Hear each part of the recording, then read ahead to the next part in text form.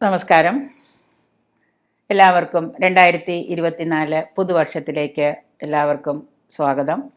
2023 എന്ന വർഷം കഴിഞ്ഞു പോകാറായി എങ്കിലും നമ്മൾ ആരും ആഗ്രഹിച്ച രീതിയിലുള്ള ഒരു ഉയർച്ചയൊന്നും നമുക്ക് 90% ആളുകൾക്കും കിട്ടിയിട്ടില്ല എന്ന് നമുക്കറിയാം. എങ്കിലും ചില ആളുകൾക്ക് അതിൽ നിന്ന് വ്യത്യസ്തമായിട്ട് എന്തൊക്കെയോ നേട്ടങ്ങൾ കഴിഞ്ഞ കുറേ വർഷങ്ങളിൽ കിട്ടാതിരുന്ന കുറച്ച് കാര്യങ്ങൾ എന്തൊക്കെയോ ഈ 2023 നേടാൻ കഴിഞ്ഞിട്ടുണ്ട്. വിദേശത്ത് പോകാൻ ആഗ്രഹിച്ച ആർക്കൊക്കെയോ സാധിച്ചിട്ടുണ്ട്. എങ്കിലും സാമ്പത്തികമായിട്ടുള്ളൊരു ഉന്നമനം എന്നുള്ളത് തീരെ എല്ലാവർക്കും ഒരു ഉദ്ദേശിച്ച തരത്തിലേക്ക് എത്തപ്പെട്ടിട്ടില്ല എന്നുള്ളതാണ് സത്യാവസ്ഥ. എല്ലാവരും സാമ്പത്തികമായിട്ട് വല്ലാത്ത ബുദ്ധിമുട്ടുകളിലാണ്. പലരും പല ജോലി ചെയ്തും പല ബിസിനസ് ചെയ്തും സംരംഭങ്ങളൊക്കെ പുതിയതായിട്ട് തുടങ്ങിയിട്ടും പലർക്കും അതിൽ നിന്ന് ഉദ്ദേശിച്ച ഒരു ഉന്നമനമോ ഒരു ഉയർച്ചയോ ജീവിതത്തിൽ ലഭിക്കുന്നില്ല. അതുകൊണ്ട് തന്നെ എല്ലാവർക്കും മാനസികമായിട്ട് ജോലി നഷ്ടപ്പെട്ടവർക്ക് ഒരു പുതിയ ജോലി ലഭിക്കാൻ സാധിക്കുന്നില്ല. ഇതൊക്കെ പറയുന്നുണ്ടെങ്കിലും 2023 പറഞ്ഞ പല കാര്യങ്ങളും നടപ്പിലാക്കാതിരിക്കുന്നുണ്ട്.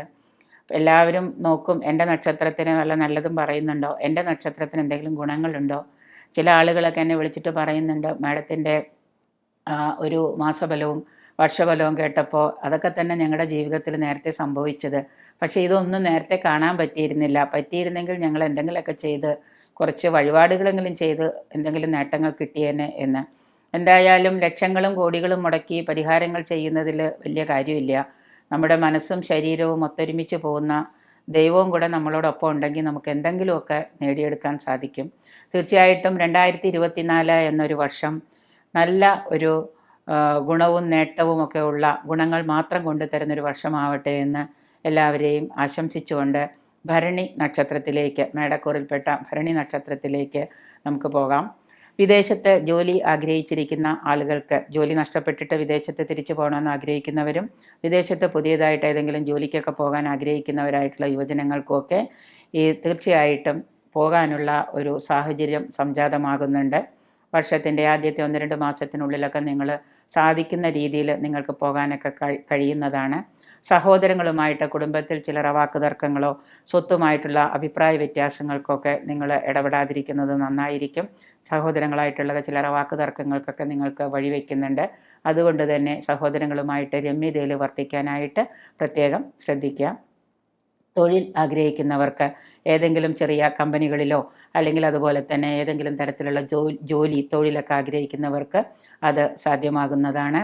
പുണ്യ സ്ഥലങ്ങളൊക്കെ സന്ദർശിക്കാനായിട്ട് ആഗ്രഹിക്കുന്നവർക്ക്, മധ്യപ്രായം കഴിഞ്ഞിട്ട് പുണ്യസ്ഥലങ്ങളൊക്കെ പോകണമെന്നൊക്കെ ഇതുവരെ ആഗ്രഹിച്ചിട്ട് നടക്കാത്തവർക്ക് അതിനുള്ള ഒരു അവസരവും കൂടി വന്നു ചേരുന്നുണ്ട്.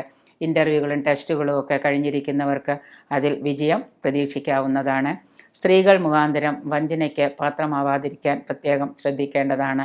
സർക്കാരിൽ നിന്ന് ലോണുകളും മറ്റും ലഭിക്കുന്നതുമാണ്. നിങ്ങൾക്ക് ലോണുകളൊക്കെ എഴുതിയിട്ട് ഇതുവരെ കിട്ടാതെ തടസ്സമൊക്കെ വന്നിരിക്കുന്ന മക്കളുടെ എഡ്യൂക്കേഷൻ ലോണാണെങ്കിലും കുടുംബത്തിൽ വീട് പണിയാനൊക്കെ ആയിട്ടുള്ള ഹോം ലോണുകൾക്കൊക്കെ കാത്തിരുന്നിട്ട് കിട്ടാതിരുന്നവർക്കൊക്കെ അതിനുള്ള ലോണുകൾക്കൊക്കെയുള്ള ആപ്ലിക്കേഷനൊക്കെ ബാങ്ക് എടുക്കുന്നതും അതിനുള്ള ഒരു അവസരവുമൊക്കെ നിങ്ങൾക്ക് ലഭിക്കുന്നതാണ്.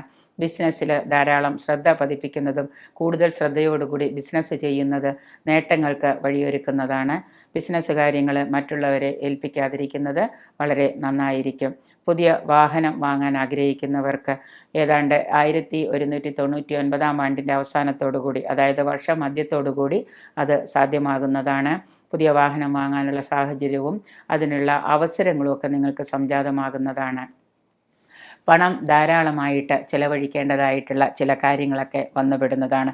കുടുംബത്തിൽ തന്നെ പഠനവുമായിട്ടും മക്കളുടെ പഠനമായിട്ടും ചികിത്സയുമായിട്ടൊക്കെ ബന്ധപ്പെട്ട് ധാരാളം പണമൊക്കെ നിങ്ങൾക്ക് ചിലവഴിക്കേണ്ടതായിട്ട് വന്നു ചേരുന്നുണ്ട്. അനന്തരമായിട്ടുള്ള അനുസരിച്ചുള്ള ചില പ്രവർത്തനങ്ങളൊക്കെ ശ്രദ്ധയോടുകൂടി കൈകാര്യം ചെയ്തില്ലെങ്കിൽ നിങ്ങൾക്ക് സാമ്പത്തിക നഷ്ടം വന്ന് ഭവിക്കുന്നതാണ്.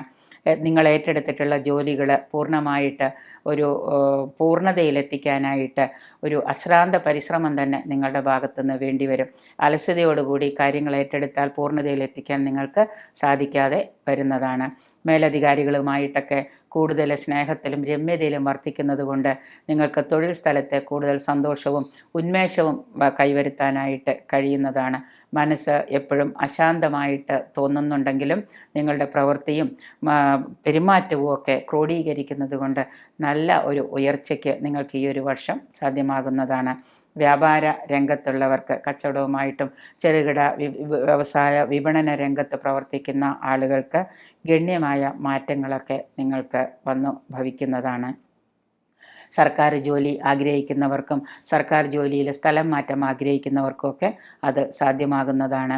ചില അഭിപ്രായ വ്യത്യാസങ്ങളൊക്കെ സഹപ്രവർത്തകരുമായിട്ടുണ്ടാകുമെന്നുള്ളത് കൊണ്ട് എപ്പോഴും നിങ്ങളൊന്ന് വിജിലൻ്റ് ആയിരിക്കുന്നത് നന്നായിരിക്കും.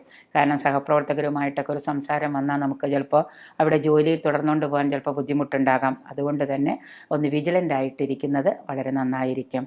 ചില കാര്യങ്ങളിൽ, ആത്മീയ കാര്യങ്ങളിലൊക്കെ, അതുപോലെ തന്നെ ആത്മീയമായിട്ടുള്ള സന്നദ്ധ സംഘടന പ്രവർത്തനങ്ങളിലൊക്കെ കൂടുതൽ നിങ്ങൾ മുഴുകുന്നതും നിങ്ങളുടെ മനസ്സിന് ശാന്തിയും സമാധാനവും കൈവരിക്കാനായിട്ട് ഉതകുന്നതാണ്.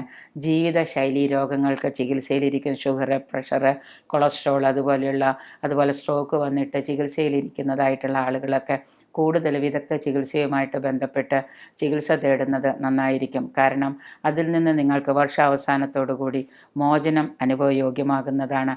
വാഹനങ്ങൾ ഉപയോഗിക്കുമ്പോൾ വളരെ ശ്രദ്ധ പുലർത്തുന്നത് നല്ലതാണ്. ചെറിയ അപകട സാധ്യതയൊക്കെ കൈവരിക്കാനുള്ളതുകൊണ്ട്, അപകട സാധ്യതയൊക്കെ വരുമെന്നുള്ളതുകൊണ്ട് വാഹനമൊക്കെ ഉപയോഗത്തിലൊക്കെ വളരെ ശ്രദ്ധയോടുകൂടി വേണം കൈകാര്യം ചെയ്യാനായിട്ട്. വാഹനം ഓടിക്കുമ്പോഴൊക്കെ എപ്പോഴും ഒരു ഈശ്വര വിശ്വാസമൊക്കെ കൈവരിക്കുന്നത് നന്നായിരിക്കും. സെക്കൻഡ് മാരേജ്, അതായത് പുനർവിവാഹം ആഗ്രഹിക്കുന്ന മധ്യപ്രായം കഴിഞ്ഞവർക്ക് അതിനുള്ള ഒരു അവസരവും വന്നു ചേരുന്നുണ്ട്. ഗവേഷണ ശാസ്ത്ര സാങ്കേതിക രംഗത്ത്, ഗവേഷണ രംഗത്തൊക്കെ പ്രവർത്തിക്കുന്നതായിട്ടുള്ള വിദ്യാർത്ഥികൾക്ക് അതുമായിട്ട് ബന്ധപ്പെട്ട ഉന്നത പഠനവും അതുമായിട്ട് ബന്ധപ്പെട്ട ആ തലത്തിലുമൊക്കെ നല്ല ഒരു ഉയർച്ചയ്ക്കുള്ള വഴിയൊക്കെ തെളിഞ്ഞ് വരുന്നുണ്ട്. വിവാഹം കാത്തിരിക്കുന്ന യുവജനങ്ങൾക്കും അവളുടെ വിവാഹം ഉറപ്പിക്കുവാനോ വിവാഹവുമായിട്ട് തീരുമാനങ്ങളുമായിട്ടൊക്കെ മുന്നോട്ട് പോകാനൊക്കെ സാധിക്കുന്നതാണ്. പ്രത്യേകിച്ച് ബാങ്കുകളോ ലോണുകളോ ഒക്കെ എടുത്തിട്ട് ഗൃഹനിർമ്മാണം ആഗ്രഹിക്കുന്നവർക്ക് അതിനുള്ള സാഹചര്യവും വന്നു ചേരുന്നതും, ഗൃഹനിർമ്മാണം പൂർത്തീകരിച്ച് നിങ്ങൾക്ക് വരുന്ന 2000 ആണ്ടോടുകൂടി, അതായത് 1199 ആണ്ട് കഴിയുന്നതോടുകൂടി, ചിങ്ങമാസത്തോടുകൂടി അതിൽ വസിക്കാനൊക്കെ നിങ്ങൾക്ക് യോഗം ഉണ്ടാകുന്നതാണ്. 2024 എന്ന് പറയുന്ന ഒരു വർഷത്തിൻ്റെ മധ്യത്തോടുകൂടി പല ഗുണങ്ങളും നിങ്ങൾക്ക് വന്നു ചേരുന്നതാണ്.